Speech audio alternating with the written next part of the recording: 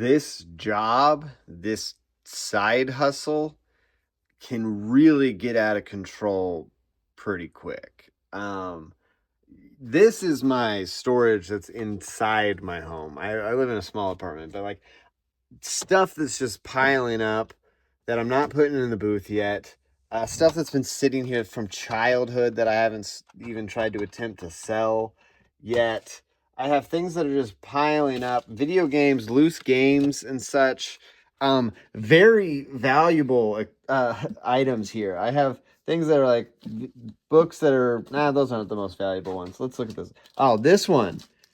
This Star Wars book is comping on eBay at around $250. I don't know what I'm doing with it yet. And it's just kind of sitting there, it's kind of sitting there. And there's even more stuff out in the shop. I'm going to uncut this. This is today. So my editor got a little busy. He's not able to cut video this week. So today's going to be a pretty quick, kind of like a vlog style, guys. We're going back to the days where I used to just vlog my day. Guys, my stuff, it's piling up. I got garage sale stuff. I got stacks of Madden. I got video games. I got all this stuff I'm planning to take to the flea market soon. Guys, I bought vintage glass blocks. I can't see them.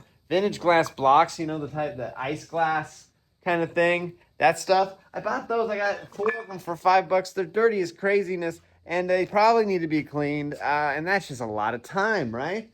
I got all this. I got backstock. I got Beanie Boos and Babinos. It's just so much stuff, like crates of stuff. And I only have 2 booths, and the booths are full. And the booths sell, stuff goes out of them, but like not like so much that like this stuff doesn't just sit here. And I don't do eBay. I don't do whatnot. And I know people are probably screaming at me to tell me to do that kind of stuff, but it doesn't interest me. I used to do eBay. I used to try to sell expensive things. I lost a few very valuable in-box original Mighty Morphin Power Rangers toys through the mail that way. I was scammed on a big box of Ninja Turtles. It just became a place where it didn't feel like the right spot for me. And booths do, right? And hopefully flea markets become a place that I like to sell at. Because it does seem like a great opportunity to get rid of a lot of this stuff that just really probably doesn't move, or I know doesn't move in the booth because it's been sitting there for a year. A lot of those, look at that, all those brown boxes, those square bound boxes that say action comedy and all that kind of stuff, those are all DVDs. Those are long boxes of DVDs. There's probably 40, 50 DVDs in each one of those boxes.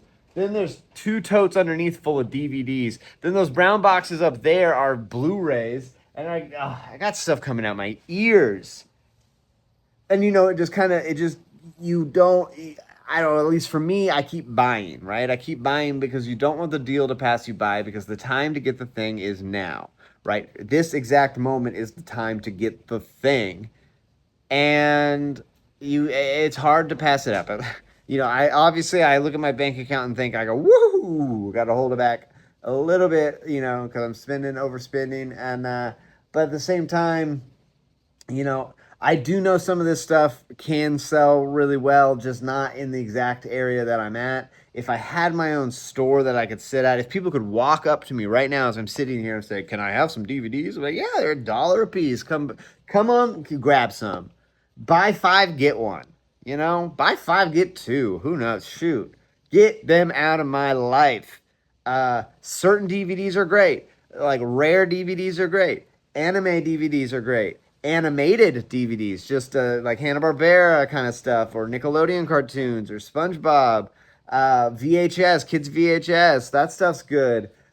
Certain Blu-rays tend to go pretty well anyway, but like DVDs, I honestly have to say, at least in my market, at least where I'm at, just don't really move all that well. And I don't see them moving throughout the store. There's a whole box right at the front of the store full of $1 DVDs that I never see get depleted in any kind of fashion.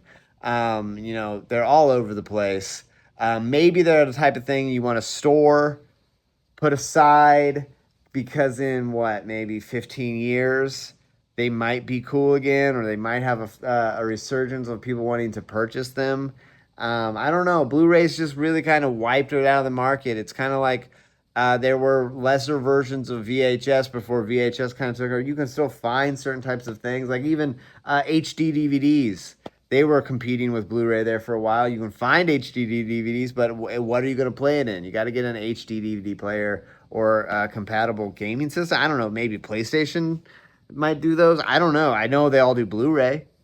So it's stuck around. Some Blu-rays still sell. You know, people still have Blu-ray players, so they're able to do that kind of thing. But yeah, guys, I don't know. I'm rambling at this point because I'm looking around my death pile and I'm seeing, you know, I'm not going to be able to get into the flea market until next month. The last flea market was this last weekend, and it was just way too soon for me. I didn't have enough stuff. I didn't really have prepared. I didn't have the mentality. I wasn't there yet. But now, next month in July, I'm going to apply probably this week. We're going to see exactly what I need to be doing, probably rent some tables from them, and try to do it because that's happening. Next month, we're going to start announcing more stuff about the video game. And I want to start getting some marketing materials out for those kind of things. It's you know the when I came back to YouTube, I was like, yeah, I think I'm in a good place to be able to manage a TikTok and Instagram, a YouTube, and a reselling business, and all the other stuff that I do. It quickly has become a lot. You know, having to post on the other social platforms every day becomes quite a bit. You know, you're trying to find the right groove with the algorithm, trying to come up with content that's good for the algorithm, and when you do, now you got to repeat it. And like for me, vendor problems are working. If I have a vendor problem and that's turns into a video, those go really well. The problem is the vendor problem I have is I don't have enough problems to give you a new video every single day out there, like every single day of the week, man. Like that's a lot of problems to have. At that point, you know, just quit.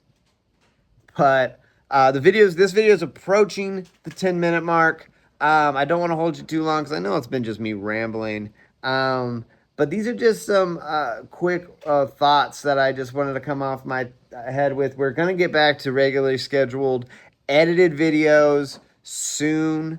Caleb is hard at work. You know, somebody's left the business for a few days on vacation, and he's had a cover for him. So once that's back to normal, he'll be back in the saddle editing videos. We'll be getting the more edited, polished, and stuff. Videos out on that regular basis. Thursdays, we're finding Thursdays seems to be the better days so far.